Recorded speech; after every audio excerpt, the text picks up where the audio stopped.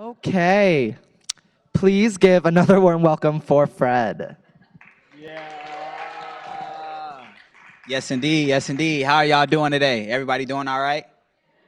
All right. That's good to hear. That's good to hear. So everybody's in the back, which is, kind of weird a little bit, but at the same time, I appreciate everybody in your presence. I would challenge some people to move up a little bit, but at the end of the day, I want you to be comfortable around your friends. I'm gonna get going if that's all right with you guys. Uh, so let's see. Slide, I guess. Who I am. Perfect. So I got 9 brothers and sisters. I am the last of those 9 brothers and sisters. The interesting story about me is I always struggle with this idea of either being an accident or a miracle. Basically, 3 years before my mother had me, she had this surgery. She had her tubes tied. And basically, when you get your tubes tied, it's basically a guarantee that you won't have children. You have a 99.9% chance that you won't have a child. And so my father's a pastor, so they grew up very religious. And so at that time, having that surgery was seen as like a very bad thing. It was like, you can't get that surgery. Like, that's the devil's work. Like, you can't do these things, right? And so my mom, she is a very strong-willed woman. And what she said is, if God wants me to have a child, I'll have one regardless of the surgery. She ate those words. 3 years later, here goes me. Right, right, right.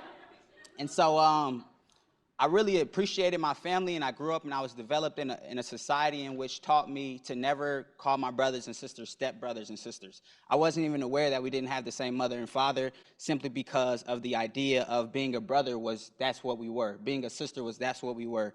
My family is my family. My kin is my kin. Um, Now, following that, I was one of those wordy kids. I was the last of them all, so I was kind of a baby, and I could do what I wanted. I could say what I wanted. And it was interesting enough that I kind of picked up on cursing at a very early age. So in kindergarten, I got suspended from school my second day of kindergarten for cursing out the teacher. So you could kind of see what kind of student I was, right? I was kind of just, a knuckleheaded kid. I was always aggressive. And so my father ended up putting me in wrestling. And so when he put me in wrestling, that just put all this energy onto the mat. And I'm like, I can slam somebody for free? I don't got to pay to do this, right? And so I was one of these excited, geeked up kids all the time. And I always wanted to make people happy. I always wanted to make people laugh. And so 3 years after I was born, my parents were married, they would be separated. And so my whole life, I would go through this pattern of my parents being together, not being together, my parents being together, not being together, like they living together, but they're not living together. And so it developed into this kind of this cycle, and I didn't understand what was going on, but a lot of times we would have to move from house to house, and sometimes we lived in a shelter room. My mother didn't have money, but then my mother really ended up, picking up the grindstone and really ended up working. And so she ended up getting this job when I was a young kid, and I wasn't old enough to go to school yet, but her boss, this guy named Joe, he allowed her to bring me, babysit me while she was working at the same time. And if anybody knows in this day and age, that's just not something that is possible. It's actually not something that's supposed to happen. She worked at a bank, so I was around thousands and thousands of dollars as a young kid, and so it was a huge risk for the boss, but it was also like an opportunity. This idea of, am I a miracle or am I an accident? Going back and forth. And so it picked up to this idea that, I was a leader. I was one of those kids who in middle school, in an elementary school, if a teacher was doing something wrong to me, if a teacher was doing something bad, I would get a petition, to get this teacher fired. I was one of the first kids to try to get my teacher fired. I remember on the school bus, I got a petition sign that says, "This is an awful school bus driver. He is a terrible person," right? And basically, my mom would always get these calls, and the calls from the teachers would be, he's not wrong in what he's saying. It's that he's correcting me in front of other students. I had this idea of being a leader. Like, I had this idea of, regardless of who you are, what your title is, you're going to respect me. You're going to talk to me, like I got some sense. And so basically my parents were like, how can we transform this into something bigger? So they thought the greatest idea ever would be to put me in private school. So they put me into private school, and what ended up happening in private school was I was kind of forced to be religious, rather than to learn about faith or learn about a relationship. I was forced to, work into a different system of things. So it was in South Minneapolis. I grew up, North Minneapolis. I lived in the hood my entire life. Like, I can't think of a time or a good memory that I had that was not in my city dwelling. And so it's interesting to hear people's stereotypes of where I live, because at the end of the day, if the only thing that you see about where I live is based off the news and the media, I can't really blame you. And so I developed into this person where in middle school, I had lost my first friend. One of my friends got bit in the neck by a dog. And I remember thinking to myself, like, people really die. Like, I didn't think that it was a real thing. I just thought it was something that you seen in movies and you heard about. And, we go to funerals. But I always thought people just went to sleep and they woke up eventually. But that would be something that was also in my life a lot, is people dying and people losing their lives. And so when I moved to this middle school, basically I was the bad kid. Like, I was known as, oh, like, y'all seen Fred? Like, y'all heard about Fred? Like, I had this anger in me because my father had moved to Chicago to become a pastor down there. And so I felt like I was left out. I felt like he didn't really care about me. And so there was this idea of, how can you love somebody but not be around them? How can you love somebody but not contact them every day? And so there was a struggle because I seen my dad a lot. And so we would go to church, my dad would have us stand up and he'd be like, these are my kids, this is my wife, and all these different things. And it's like, Pops, we don't even live together. Like, all of these different things, but on the outside looking in, it was like, my father was just this greatest man and all of us lived together and everything was, all good. But I remember having this bitterness inside of me. And so these are the 4 points that I want y'all to remember for the rest of y'all lives. If y'all don't remember my face, if y'all don't remember anything I said, if y'all remember the shoes that I wore, remember this. You can either be better or you can be bitter. So that's point number 1. Point number 2 right here. And then up and bottom is, you can either be a victor or you can be a victim. And so everything that I talk about today is going to be around those same circumstances and situations. And so next slide. The reason that I'm here today, basically, on Facebook how things go. When you write something and it's pretty good, you get a whole bunch of shares. But I was astounded to get 20 shares on a post that I was just kind of making for myself. It says, remember, the bad kids are human too. I was once one of the baddest kids in the school. I got suspended the first week of kindergarten, got suspended over 200 times throughout grade school and middle school, got kicked off the school bus for the rest of the school year and some more. The reason I say this is because people believed in me even when I didn't. I believe in this generation and the next. We don't need more reminders that we are bad kids, safe to say, right? I think there's a lot of times people want to show and promote, these millennials, these, young kids, these all are on their phone and all of these different things, and it's so easy to judge us rather than to, instruct us or to help us or to guide us. And so what ended up happening in middle school is I was just this rebel. I was obviously not like the other kids, but I ended up learning throughout, they put me in like anger management classes. I was in like separate classes because I was that kid who couldn't stop talking. I remember one time, a teacher kicked me out of the classroom for blowing my nose because I was like very sneaky and mischievous. So anytime she would talk, I'd blow my nose. Anytime she would talk, blow my nose. But like, it was one of those things where like I was just rebellious and really did not care too much. I was angry, I was bitter. I had all of these different feelings inside of me, and I was the youngest child. So that meant when Christmas came around, if my older brothers and sisters got one present, I got one present. That means, if Easter comes around or any of these other holidays come around, I'm treated like an adult. And that was kind of like one of those things my entire life. And so my biggest 2 mentors in my life is Clarissa Green and Andrew Edwards. Those are my big brother and sister who guided me my entire life. They always, push forward and, they took me out. There would be times where, I would be in the streets every single day when I was younger. But then they would be like, hey, come hang out with me this weekend. Hey, come do this weekend. And I was never, ever at home certain weekends. And I'm glad that happened because it started to formulate this thought process in my brain. So 7th grade, it was terrible. I was bad. I got kicked off the school bus for the rest of the school year. I had to take the city bus to school. My parents was like, what is going on? Like, what, I thought that this was going to help you. I thought that this was going to enhance you. But in reality, it enhanced me in certain ways, but there was just such a culture shock. I went from a predominantly black neighborhood, predominantly black teachers, predominantly black, everybody, to going to a school where everybody is kind of white. And I'm just like, I'm not used to this. I'm not used to how you guys talk. I'm not used to the jokes. Sarcasm was a joke that I still to this day don't get sarcasm. And so there's this idea that if you go somewhere and you're not willing to change, people will not change either. And so my parents were like, all right, it's not really working out there. Like, what would you like to do? And I'm like, please put me in public school. Like, please, I don't want to wear a school uniform every day. Can you imagine wearing a school uniform every day?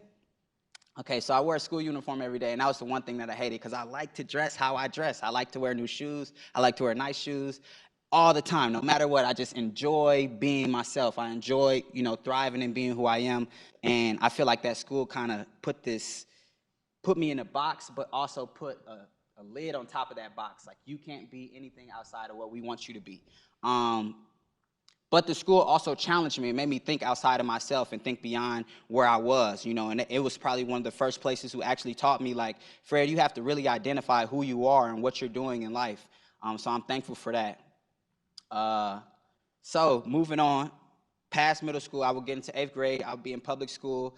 I realized, wow, I am not the cool kid anymore. I am not the bad kid anymore. I am no longer, the rebellious kid anymore because I'm going from a private school to a public school. So they're like, man, you talk real proper. You dress really dapper. Like, you do all of these different things that's obviously not, from the north side. And so there was this struggle with kind of getting back into the zone of like, this isn't uniform-y, this isn't like sarcastic jokes are like the way to go. It was more like, oh, I'm about to talk about you and your mom today, like on the bus, like making jokes and throwing things. And I remember thinking like, wow, like what did I just enter? Like this is my 8th grade year, what did I just enter?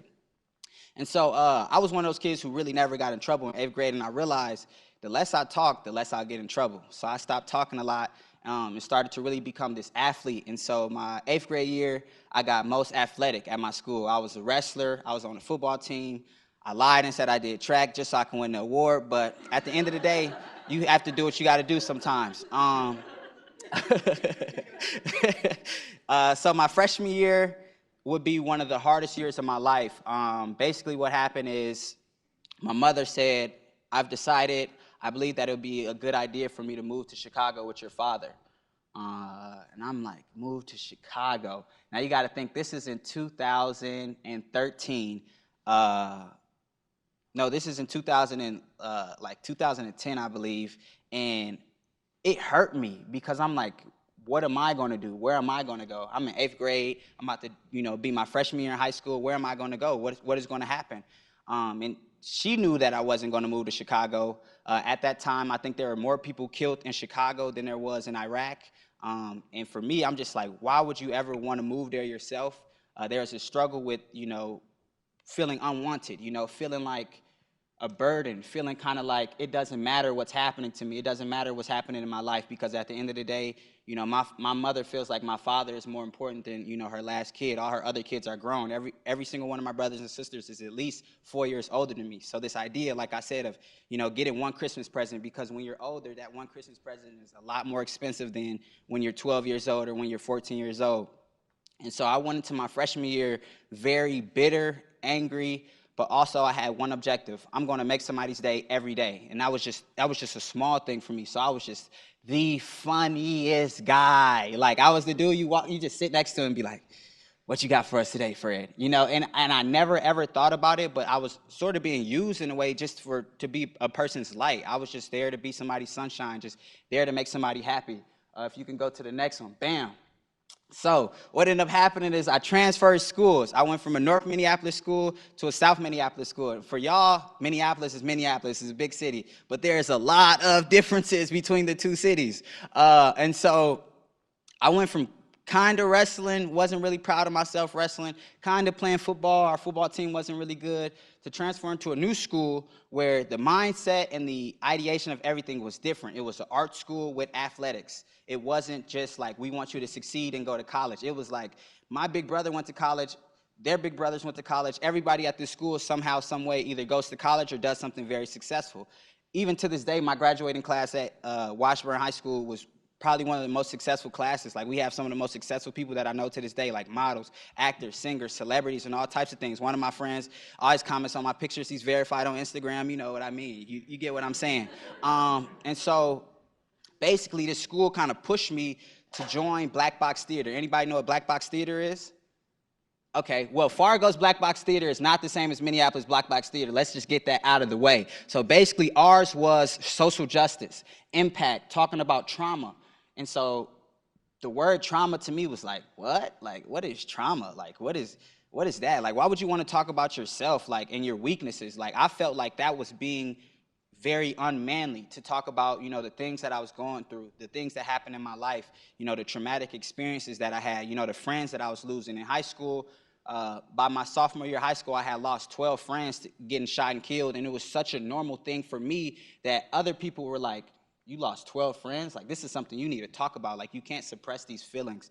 And so Basically, what ended up happening is Black Box Theater allowed me to tell my story. It allowed me to share my purpose. We were going to schools like the U of M, different schools around the metro area, and I was telling my story and I was telling my truths. And I remember one line that I had in my thing. I don't remember a lot of it, but I'm a spoken word artist, and so I do different spoken words. And the first thing that I did is I wrote a piece about how people are so mad at people who sag their pants. And I was like, will colleges care about my pants? Will colleges care about my pants if my grades are good?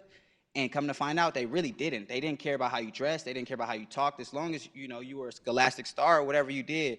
And so I would be the captain of my wrestling team. As you can see, these are pictures from my yearbook. That's a pretty nice, picture right there. I was the class clown. I was hurt that I was the class clown. I wanted to be best dressed. I cared so much about how I dressed. I wore a new or a different type of outfit every day. You could not find a picture of me in high school wearing the same thing twice. And it was like something that I really felt compelled to do. I was like, I really love to just dress differently every single day, right? And so you can see right here, I was on the football team as well. We had one of the best football teams. We were the last class to win our conference at my school, so I feel a little important for that too. And so basically in high school, I started to formulate my process, started to tell my story, and started to realize that my experiences were a lot different than other people's experiences. And so going through Black Box Theater, going through my parents living in Chicago, so they don't really have time to talk to me as much. They don't really have time to, send me money as much as they used to. So my best friend was my big sister, Clarissa Green. She was my best friend. She was my rider, and she was going through things. She had, chronic illnesses, and she always stayed prepared. She always stayed ready, and she never made excuses. She complained a lot. Like, that's my sister. Like, you couldn't stand around my sister with her and be like, oh man, like, why y'all doing this? Oh man, like, y'all ain't picked this up. Like, that's just who she is. But at the same time, she's a very loving individual.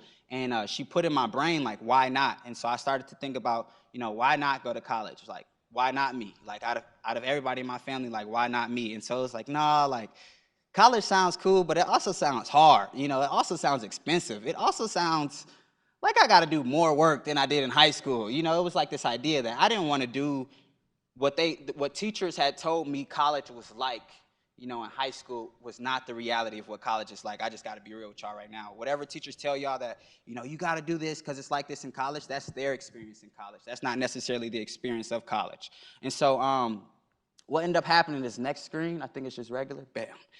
That's a nice picture of me. And so what ended up happening is that at the end of my high school career, a couple of football coaches started to talk to me and contact me and talk about, like, hey, would you mind going to college? Would you think about going to college? Would you ever, want to go to college? And I'm like, I don't know. Can I play football without going to college? Like, is that possible?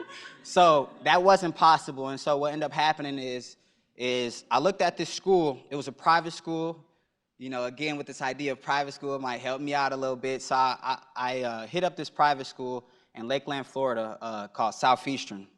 And they had just started to develop a football program. And when they developed this football program, I'm like, it's a brand new team. Like, they got to at least let me walk on. And so I would talk to the coach. He would talk to my football coach.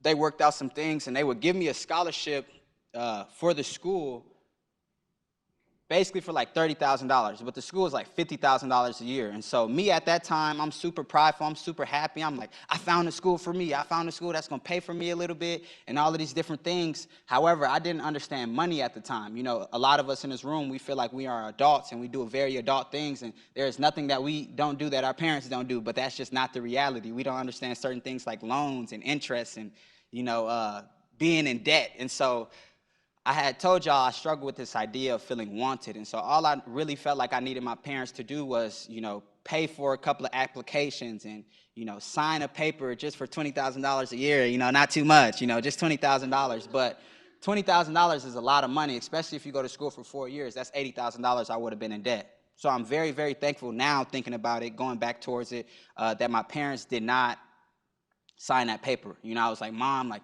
I didn't ask you to do much. Like, I did all my letters of intent. I did all the application process. Like, I literally did most of everything except for my FAFSA, my big sister helped me out with.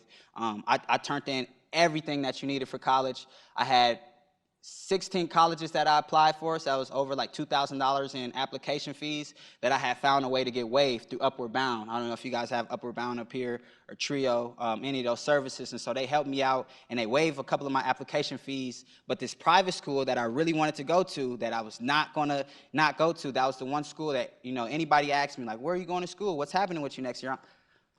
I'm going to school in Lakeland, Florida, at Southeastern, and I'm going to be playing football, and I'm going to be doing all these different things. And I remember just being so excited. Like, I was one of the first people to figure out which college I was going to come to the realization that in April, so around this time, imagine anybody who's a senior this year or about to go to college, if you did not know what college you are going to around this time for the fall. That would be a big, big problem. And so April, I want to say like 14th-ish, I realized that I couldn't afford to go to that school. And so I would either have to go to school in the spring or not go to school at all, or through some impossible miracle, you know how my life works, impossible miracles, I could possibly get into school. So I went to collegenietzsche.com. Any of y'all should write this down, collegenietzsche, NICHE.com. It will tell you everything you need to know about every single school in the country. It tells you the students' perspectives as well as the professors' perspectives. So it's not just a school trying to sell you like, hey, come to this school. And basically what I did was I looked up best wellness program, best football team, awesome colors, college town, very happy atmosphere, not that expensive, because I just realized that I can't really afford to go to these different schools. And so what ended up happening is the school with these ugly colors, green and gold, kept popping up. And I'm just like, I do not want to go there. Like, I do not want to go there. I'm going to just keep pushing it to the side, kept pushing it to the side, until eventually something told me, like, just email somebody there. And so this guy by the name of Kevin McCall, he was the head of the psychology department at the time. He retired right when I got here, right? So he helped me through the application process. He helped me write my letters. He helped me, figure out classes and everything. And so I remember just thinking, like, if everybody is like him up there, I can go up there, because dude was so nice. He was like, how's it going? Like, how you doing today? So what ended up happening is in April, it was like April 21st, maybe, I kind of figured out what college I was about to go to. But I had this shame and guilt because I told everybody I was going to a private school in Florida, really nice weather, really nice things going on.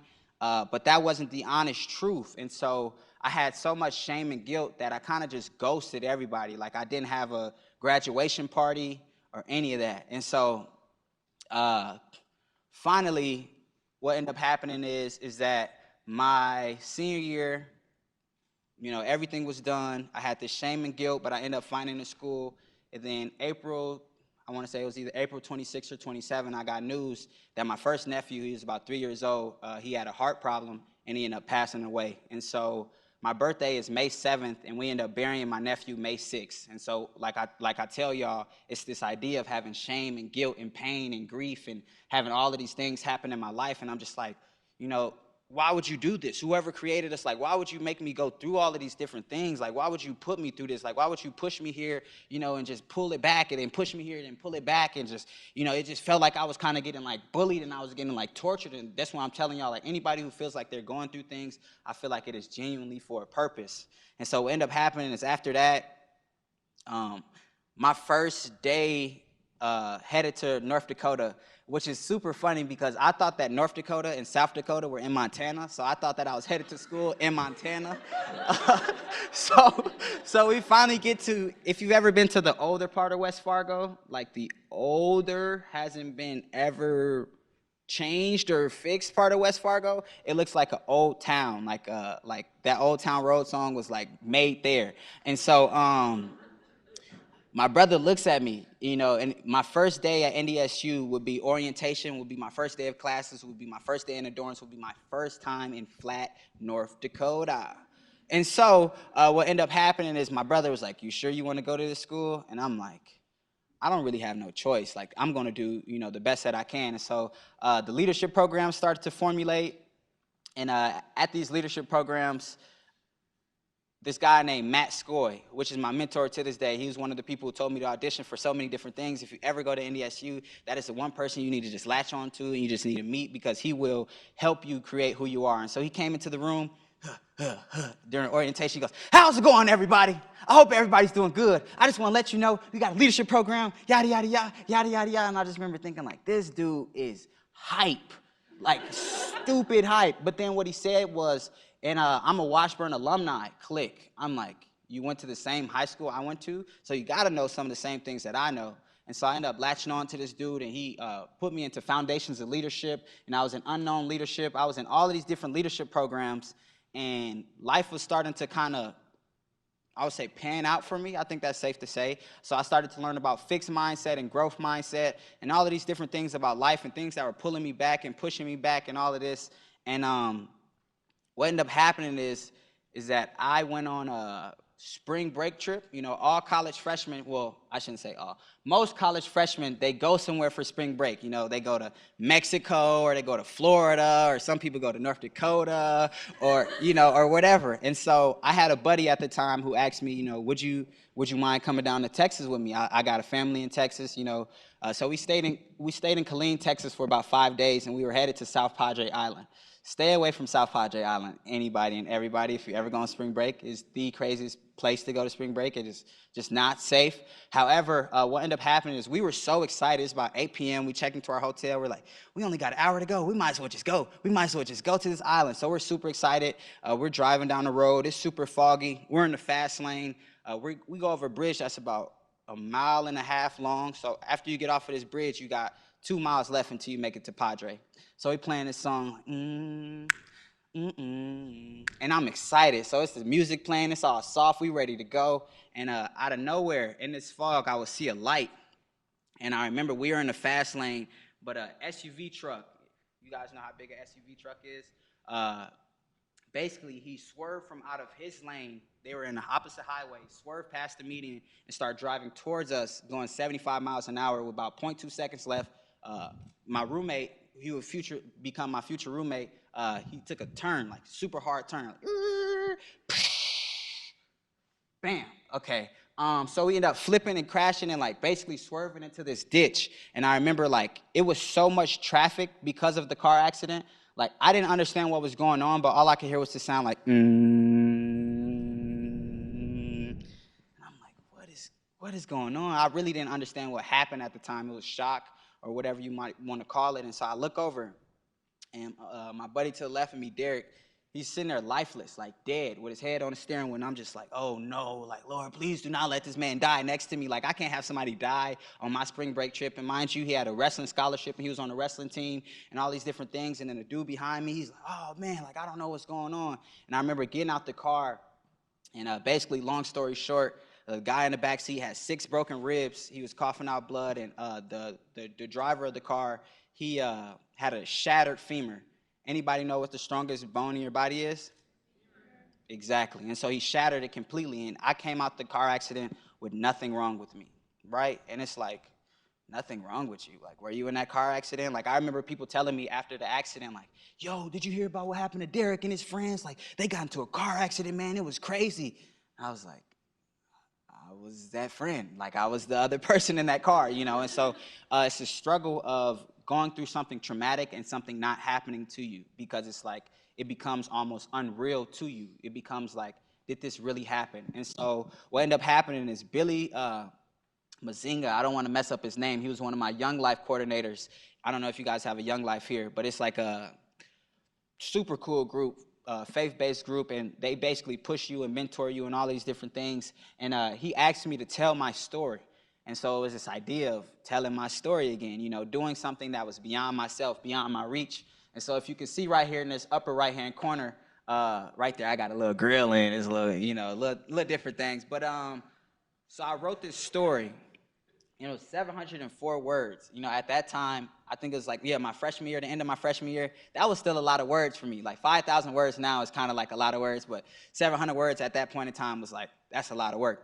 So I ended up writing this thing, and it was posted on Facebook before I had knowledge of it. And my mom was like, son, did you see this post of you on Facebook or whatever? And I'm like, what post of me on Facebook? Because you never know what post you can have on Facebook. So I immediately run to Facebook, and I look at it. And I'm like, oh, wow. Like, he posted the story. And so he ended up posting this story. You can probably look it up still to this day about the car accident and what happened with the car accident. And I remember at the end of the month, basically what happened is at the end of that month, it had 900 shares. And I remember thinking to myself, I have something that has 900 shares online. Like, my story has 900 shares online. Like, why me? You know, why would I be in this predicament? Why would I be in this situation? And so I started to formulate this idea of, like, when I got into this car accident, I was at a very low place in my life. I was like, if I had died, I would have died a class clown. I would have just died an athlete. I would have just died funny.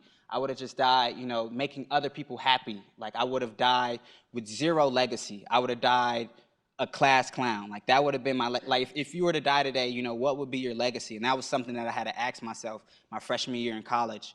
And it was such a horrendous thing that came out so beautiful. I was just like, I can't believe, you know, that I have an opportunity to tell my story.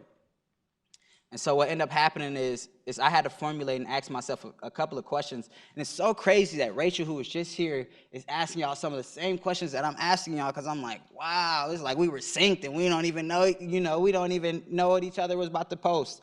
And so I had to ask myself, you know, what my life purpose was. What is it that you are doing that you feel more engulfed, something that you have more energy after you do it? You know, what skills are you using? What is your crying need to the world? And so we're about to do this small writing activity. Y'all got about 3 minutes. I know that's not a lot of time, but y'all already have the questions, and so y'all can work on this later on. But we're just going to be asking some very, very, very, very, very important questions that I believe all of us have to start to formalize and realize and talk about.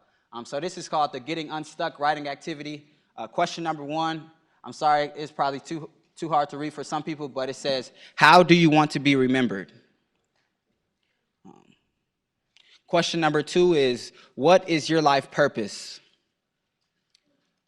Question number 3 is, what is that when you are doing it, you feel more engulfed, something that you have more energy afterwards than you did before? And then this last question is something that I kind of want you guys to work on your own. It's something that you can just answer the first part and then later on kind of answer that second part. But it's, what are things that you are incapable of doing? And when did you decide that? It's so important for us to realize that we have these shortcomings. We have these ideologies about ourselves. But I'm going to give y'all these 3 minutes, like I said, and stop talking. Cool. All right, 5, 4, 3, 2, 1. Back in here, back in action. All right, so my life purpose is to be a voice for the voiceless. I can relate from people from all walks of life.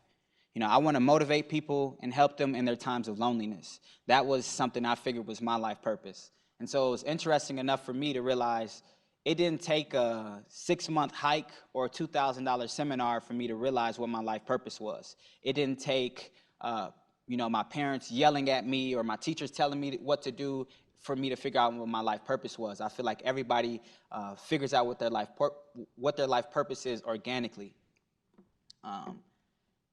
And so another thing that I had to work on was this fixed mindset. You know, when I was in high school, I had this mindset that black kids didn't go to college. I had this mindset that I wasn't capable of doing. Can you go back? I had this mindset that I couldn't go to college. I had this mindset that I couldn't see past my current situation. I didn't have the capability to work towards my future. I didn't see what my parents saw in me. I didn't see what teachers saw in me. I didn't see what, you know, others saw in me. It was weird when people gave me compliments because I'm like, you see this, you see that. And I didn't see that in myself. And so it was this idea of having this fixed mindset. And so a fixed mindset, you go to the next slide. A fixed mindset, they believe that their basic abilities, intelligence, and talents are fixed traits. They believe that they are born with a certain amount, and that's all you have. You guys might know people like this, people who tell you who they are, and they decided that they are this person. Like, oh, I can't do that, I'm too old, or oh, I can't do this. Like, I've been through too much, or I can't be nice to these people because they said this to me, and this is this mindset that I'm stuck, and I have to be stuck because this is where I am comfortable. Right? And so what ended up happening is after I started to realize, like, what do I want my legacy to be? Who do I want to become in the world? And all these leadership programs started to develop this idea of having this growth mindset. And so A lot of people call it a growth mindset. I think of it as a grown mindset because a lot of people say that they're grown because of what they do and their behaviors, but I believe that you're grown because of your mindset and the things that you are ready for. So in a growth mindset, people believe that their basic abilities can be developed through dedication and hard work. Brains, talent are just the starting point. And when I really started to realize I was bigger than the ideas that I had in my mind of myself. I was bigger than what people were telling me that I was. I was bigger than my situations. Things started to change for me. Things started to formulate for me. Next slide, I think it's regular. Nope. Bam. Okay. So this picture right here is hilarious. I was laughing so hard. I was like, this is going to be the picture. I don't even care what I'm using it for, but I figured out what I was going to use it for, right? So I used to have these limitations about myself, and I used to be afraid of a lot of things. I had severe anxiety. I was one of those people who I would walk up to you and I would think 10 things about what you think about me before I even said anything. Anybody ever struggle with that? Or like anytime somebody is talking, all you're worried about is saying something back. Like all you're worried about is how am I going to reply? How am I going to respond, right? And so this idea of pain and like going through pain fully didn't make any sense to me. It was this process idea. And if you ever hear somebody say like, love the process of something, like it gets corny, but it's so realistic and it's so honest. And so it's like milk your trials and tribulations. The things that you go through, like you have to grow through them. You have to go through those things in order to be a bigger person, in order to understand who you are. And so for me, it was like, imagine the blessings I would have missed had I came up to Fargo, North Dakota. Even though I thought it was Montana, imagine the blessings I would have missed had I not came to Fargo, North Dakota. Fargo helped me prepare my purpose. Before I came here, I had no idea what I wanted to do in my life. I just knew I was passionate about something. I believe NDSU helped me realize my purpose, and it was bigger than myself. I believe the biggest factor I take from my experiences is that people in Fargo actually want you to succeed. And I think that's one thing that's kind of like a shortcoming of Fargo is a lot of times we have this mindset of it's a small place, it's the starting point, it's only Fargo, or it's only, this big, or it's only that or this. But at the end of the day, I knew that Fargo was a place for me when it challenged me to get out of my comfort zone. Coming to a place where cowboy boots was a normal thing, tater tot hot dish was a normal meal. You understand what I'm saying? Like, no restaurants being open past 12 o'clock. These are complete culture shocks for me. Like when people say, what do you do in Fargo? I say, I got really good at bowling. You best believe that. And so I think next slide. Bam, okay. So many times we want to be done or leave until we don't have the chance to take advantage or exploit. There are things that I gained in Fargo, and imagine if I had left. I gained fame, notoriety, wisdom, one-of-a-kind mentorships, and friendships with people who I never would have knew if I had not came to Fargo. And so as you can see right here, this is the Fargo Forum. I got on the Fargo Forum. I am in the Spectrum, which is the NDSU's newspaper. I got into the Fargo Monthly. Anybody know what the Fargo Monthly is? It's a magazine in Fargo. Well, I got into a magazine. I got myself into a magazine, which is crazy for me. And that right there, you can see the YouTube emblem. I got the opportunity to do a TED Talk. Anybody ever heard of TED Talk? So yeah, I got a TEDx video out, so you can go look it up if you want to. But I also, the last thing that I got to do is, you can see that right there, December 14th this year, I got to make my mom proud. I graduated college. I will be one of the first in my family to graduate from a 4-year university. Hoorah, a little bit of hoorah. And so, yeah, a lot of people have this small mindset of Fargo, but it's like Fargo helped me accomplish things beyond the scope of myself. Imagine if I had left Fargo. Do you think I would have got a TED Talk, or would have been in these different magazines and newspapers, or would have developed this person of who I am today? A lot of people are like, I can't wait to leave this place, but you don't understand the blessings that sometimes you are running away from. And so what I'm saying to you is, get out all the pain. Get out the separation from family and friends, and don't let it be a punishment. Let it be I can stand on my own type of thing. And I hear a lot of people say, like, I despise Fargo. And what I'm telling you to do is not despise it, but maximize it, because that is what you have in your opportunity, in your glimpse. None of you guys can leave Fargo tomorrow. So instead of complaining about Fargo, let's make it something to not complain about. Yeah. That was that. Uh, so then there's this idea of when life knocks you down, to turn the page, to learn to be proactive. Next slide, possibly. Yeah. Future of Fargo. How can we make Fargo a place to live? How do we make Fargo a place for immense amount of love and all of these different things? So I got this interesting story for y'all. And if you want to ever throw a shot at a parent who is not doing what they're supposed to do, tell them this small story. So one day I was on a bus and I seen this lady reading with her child reading. And I'm like, dang, that's kind of cool. Like they sitting here reading. Like I'm on my phone like crazy watching people Snapchats. Like, on Instagram. You ever do the cycle where you go Snapchat, Instagram, something else? And you get back to Instagram and you're like, I just looked at this, but I'm still going to do it anyway, right? And so me being a nosy person that I am, I'm faking like I'm minding my business. And I hear this lady, not minding her business. And she asks her, these two people together, this mother and daughter, how do you get your child to learn how to read? I mean, how did you get your child to start reading? And the mother kind of laughed and she goes, children don't listen to us. They imitate us. And I was like, oh my goodness. So write that down. Children don't do what? They don't listen to us. They imitate us. And so what I'm telling you guys to do is to imitate the North Dakota way. And so what does that mean? Next slide for me, please. Bam. Respond with love. So me in high school, me in middle school, I would say even me in elementary school, I was sort of a bully, but I was also nice enough to not be labeled the bully. I was mean, but also very cool and very outgoing. So it was kind of like, you ever had those people in your life where you're like, why am I friends with this person? But at the same time, it's like, I really like being around this mean person, right? And so it's kind of hard. It's really hard because everybody laughing, we all got a friend like that, right? And so there are also people who are very bitter and angry, and when you walk past them, like some of your energy gets sucked away. And so I believe that people have love anemia. Anybody know what anemia is? Right. Bam. Bam. Lack of love. So this love anemia, when you meet people who are prideful or rude, they have a lack of love. They are deficient in love. They have not learned to love. That stiffness means that they have not been shown love. So what I'm challenging you all to do, you guys are all in Fargo, is to not miss your love assignment. Love is acceptance. Love is approval. Love is progress. Anytime someone loves you, they love the worth in you.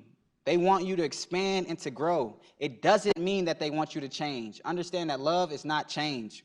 You don't have to love someone and expect them to change. And so I think that's something that I struggled with in high school and in middle school was, I don't care about you. That's why I can talk bad about you. I don't have love in my life. I don't really see the love in my life that people are putting in me. So that's why I'm going to tweet nasty things about you and say, you look like this, and you look like that, and you look just like Hodor off of Game of Thrones, and all of these different things, right? And so I think it was super important for me to realize that I had this complex about myself that I was more superior than other people. I had this complex about myself that, I can be mean because it works for me. I can be mean because people are mean to me. And that's just not the reality that we live in. And so a lot of people are like, how can we make Fargo this place, this important place? And what I would say is that you have to love yourself in order to help Fargo. You have to love yourself in a way that is very potent. So we're going to do this writing activity, another 2 minutes, 2.5 minutes, maybe 3 minutes, because this is very important questions, but something that I think everybody needs to think about. And sometimes people never formulate or think about these things that are so important to me. And so the first one is, let's define your kind of love, the love you want in your life. What kind of love do you want in your life?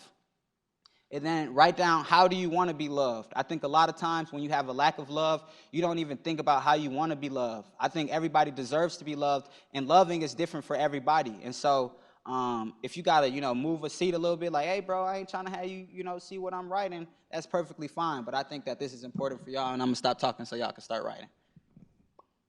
2, 1. Okay. Now, everybody hold up your piece of paper like it's yours. This is the love that you want. If it's too big, don't hold it up. It might make a spill or something like that. Now, once you love yourself and you put together once you love yourself and you put together in formulating to turn your pain into passion and milking your trials and tribulations to be successful. I believe that it's important to understand that sometimes you need people in your life to love you. And so we have this guy named Kendall Flicken, in which we're going to listen to a little bit of his audios from Pep Talk Motivation. It's an application that I use all the time. And the reason why I use this guy is because he's my mentor's mentor. You know, so he's my wisdom's wisdom. And the reason why I used him is because Jesse Ross, which was my Young Life coordinator for South Minneapolis Young Life in high school, he was one of the first men to ever tell me, I love you. And I remember him saying, and I remember thinking to myself, like, okay, I'm gonna get out the car now, because that was weird. Like, I remember thinking, like, I hadn't really been told I love you from somebody who was not my immediate family. And it felt real and it felt genuine. It wasn't like I love you because of this and I love you because of that. It was just like a simple statement of I love you. And so we're about to listen to Kendall Flicken's pep talk, and we're gonna get a couple of questions that he's gonna ask in there. Is basically, what is your why? You know, what legacy do you want to leave behind? What do you need to be? You know, why do you need to be this thing? This idea of leaving a legacy, you know, how will you be remembered? This idea of, you know, being someone of love, also receiving love. And so if there's any questions that you haven't answered, any questions that you feel like you wanted to spend more time on, you can do that as we're listening to this pep talk. And sorry, I don't have an auxiliary cord, so it might be a little, I hate to use the word ghetto. Great day, guys, great day. But it's ghetto. We're at chapter 6. Thank you for taking this journey with me. I want to sum it up like this. This is the way I live my life, right? I live for legacy. Like, everything that I'm doing right now, I'm doing for those that are coming behind me, for my legacy that have not been. I'm talking about my great. I always have this saying that I say, I want my kids and my grandkids, I'm gonna take a picture, just me. I don't want my wife in the picture. I don't want nobody else in this picture. And I want it to be a big picture of me, right? And I want all my family members to have that picture of me over the mantle. And all I want the inscription at the bottom to say is, Pop did that, because everybody calls me Pop. And I just want to say, Pop did that, right? And that's what I live my life for, is to do it for them. My mom told me a story one time about my great-great-grandfather, and how back in the 1800s, he owned over, maybe I think it might have been 200 acres. Till I can't no more, I'm gonna take my horse through the old town road. I'm gonna ride till I can't no more. I got the horses in the back. But yeah, have fun. I legitimately mean that. I think that's my time here. Thank you so much. Find me on Facebook.